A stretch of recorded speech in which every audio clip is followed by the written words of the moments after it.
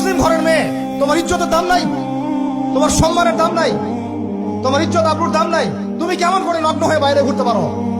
তুমি কেমন করে একটা অমুসলিম ছেলের সাথে প্রেমের সম্পর্ক করতে পারো? কিভাবে তুমি একটা অমুসলিম ছেলের সাথে বেড়ে যেতে পারো? তার সামনে তোমার তোমার পায়জামা কেমন করে খুলতে পারো তুমি? আমার ল্যাঙ্গুয়েজ আপনি রাগ করেন না। আমি খুবই ফেড আপ এদের উপরে। একটা মেয়ে একটা মুসলিম ছেলের কাছেই তো যাইতে পারবে না অবৈধভাবে।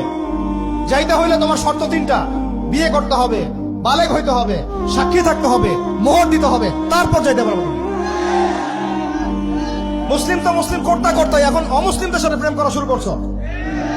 আর যখন অমুসলিমদের দ্বারা তোমরা ধর্ষিত হচ্ছ, তোমাদেরকে পাচার করতেছে, তখন বলে আসে আমাদের কাছে চিঠি লেখো যে আমরা এখন কি করব। এদের কি ভাইয়া নাই? বাসায় কি বাবা নাই? বাসায় ভাই নাই? এই চক্র থেকে সাবধান থাকেন। আর আমাদের সমাজে যারা দায়িত্বশীল, রাষ্ট্রের যারা দায়িত্বশীল, যারা উপরের লেভেলে আছেন, এই বিষয়গুলোর উপর কঠিন দৃষ্টি দেওয়ার জন্য আমি রিকোয়েস্ট করব। আমরা কিন্তু কোনো ধর্মের মানুষের সাথে কোনো দ্বন্দ্ব চাই না, চাই